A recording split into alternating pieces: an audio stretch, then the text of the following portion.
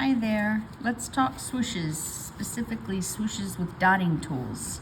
You'll need a stylus, one of your ball styluses, and you'll need a dragging tool, something with a really sharp pointy end. I get mine from that mandala shop on Etsy. Her name is Karina, and if you just do a search for best swooshing tool, it's one of the first ones that pops up. It's hard to see because this tool has been much loved, but there's like scroll work on it, and they come in different colors. I love this tool. I use it for so many applications.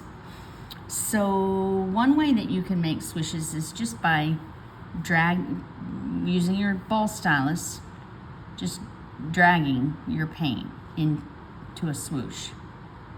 That's one way you can do it. Personally, I prefer to do a two-step method using my dragging tool because I like my tails to be a little more pointy, and I also like different shapes.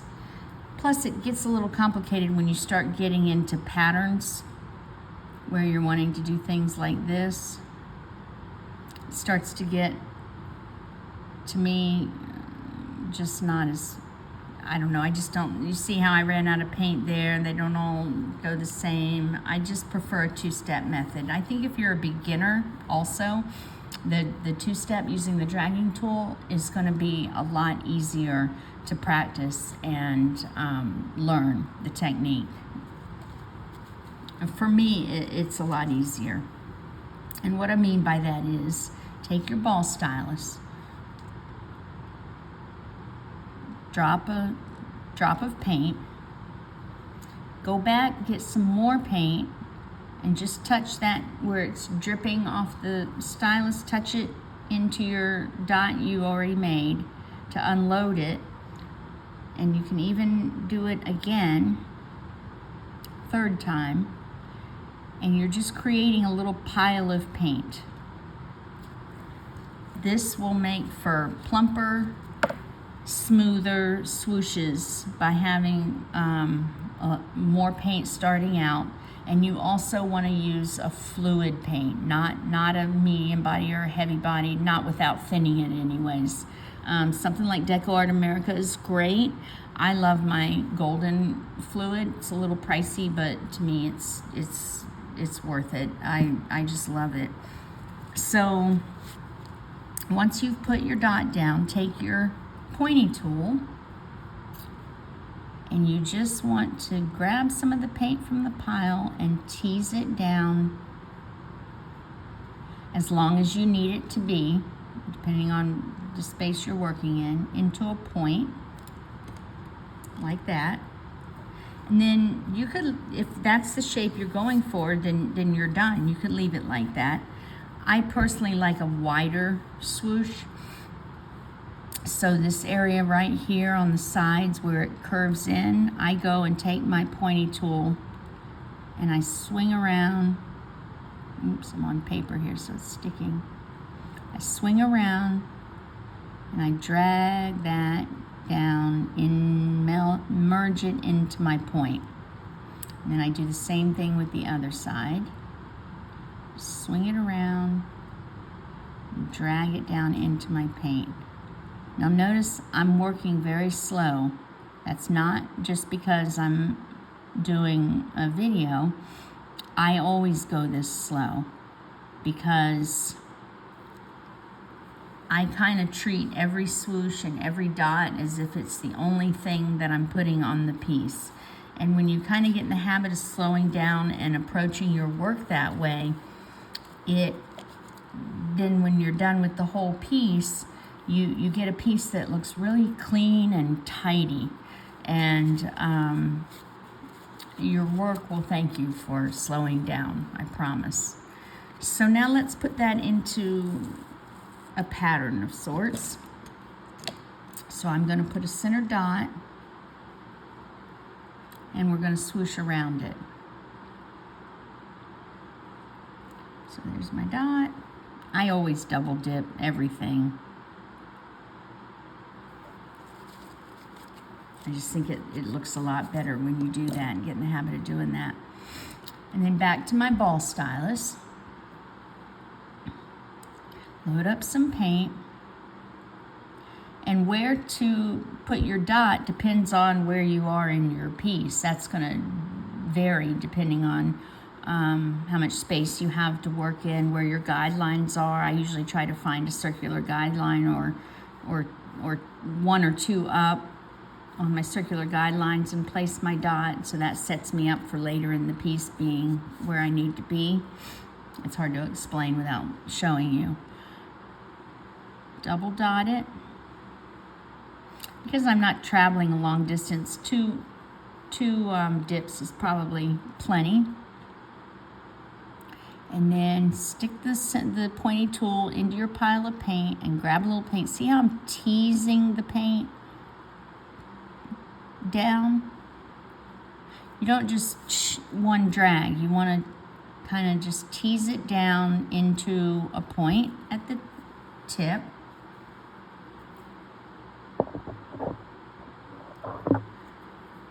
And then I'm going to clean your tool. This is why I have so much paint on my fingers all the time, one of the reasons. You want to clean your tool every time you use it, because if you have any little schmutz on that pointy tip at all, it's going to mess up your swoosh. It's going to definitely get in the way. Now we're going to tease that little side around, and I'm just working the paint down into the shape that I want.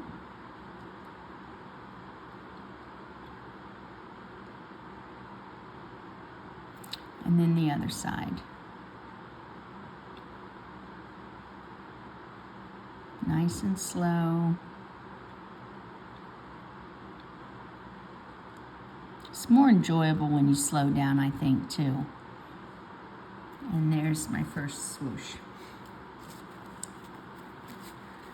Okay, now the next one, I'm going to put the dot right next to my other dot, but my direction of my swoosh is going to be different.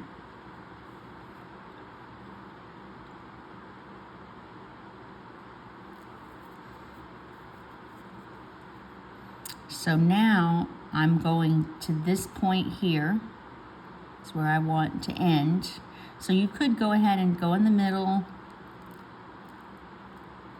and get yourself set up for where you're going. Then you want to take this side and very carefully go right up against the swoosh you just made, but not touching. When your swooshes start to touch, your work starts to look messy, sloppy. So that's something to practice, is getting it as close as possible to the swoosh you just made, but not touching. Okay, and then the other side. Now I kind of swing this one a little bit out. That's just personal preference. All right, here's my second swoosh.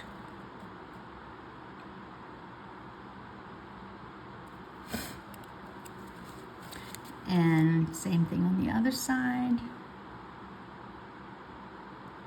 Also, depending on whether you're right or left-handed, you can turn your work around if you need to, because especially as you're just starting out and learning, and it can get awkward sometimes going different directions. What I usually do, instead of starting in the center and pulling it, is I start on the edge of the swoosh I just made, and I kind of work around that swoosh like this. So see, I'm curving it, so it's going with the swoosh. That's how I usually do these side-by-side ones. I tuck that tail right into there, and then I swing out the other side.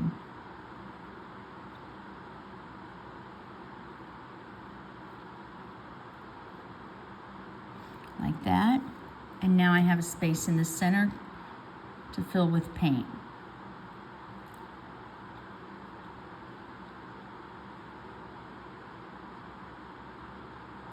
And if you need to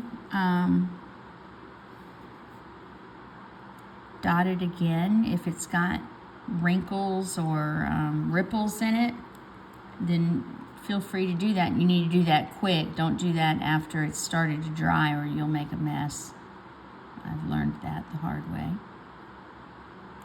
And there's a nice plump swoosh. See, I feel like that one looks better than the one where I started in the center, because this one is right up against the middle one, but of course not touching. And then just repeat the process. Now as I'm going along, I'm putting my dots next to the ones I just made, but coming in a circle. Okay, so again, now see, you see the little schmutz on the end of that? That's no good. You've got to get that off or it's going to mess up your precision. So again, starting on the side of the swoosh I just made and following the shape of that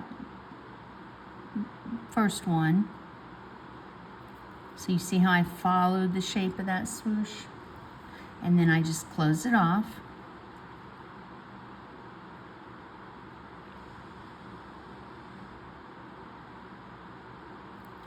And then fill it in.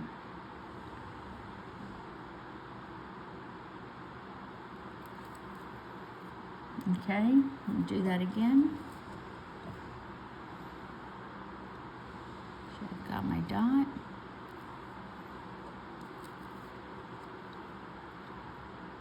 Another one. I'm going to do 3 because I didn't get a lot of paint on my tool that time.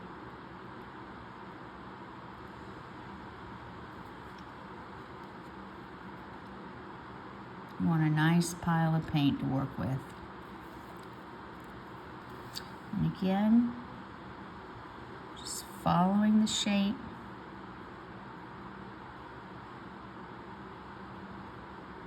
Teasing that paint down very gently, very slowly. That's the most critical part right there, I think, is getting your first line up against your previous swoosh. And then I go to the other side. I swing this around a little bit.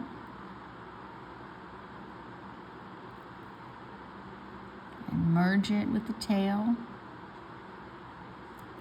And then fill in my center.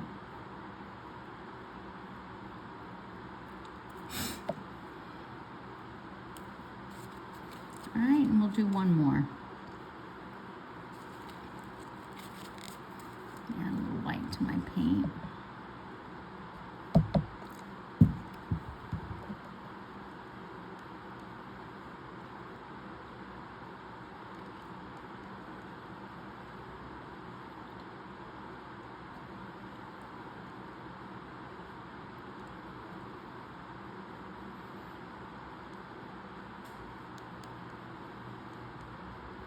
Okay, it's quite a bit of white, but it's all right for what we're doing. And again, put your dot down, double dip, triple dip if you need to, want to. The dot needs to be a little bigger. Okay. Clean off. I'm just in the habit of doing it every time before I start.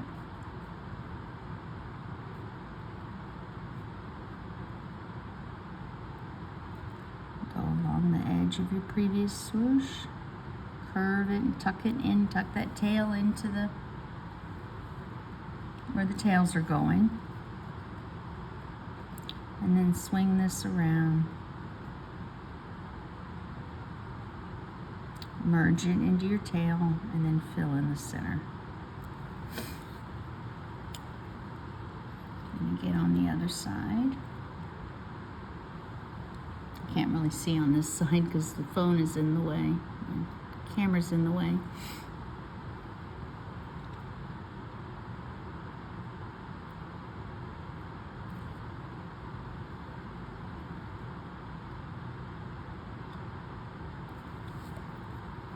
So now I'm going to turn my paper a little bit so that I can drag it in a less awkward position, and I can see the edge. Clean off your tool.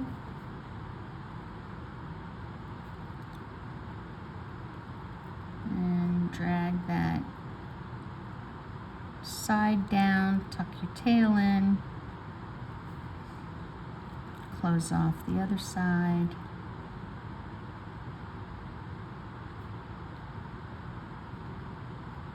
And fill in the center. And that dot got a little wonky on me. Oops, sorry. This dot kind of got away from me a little bit.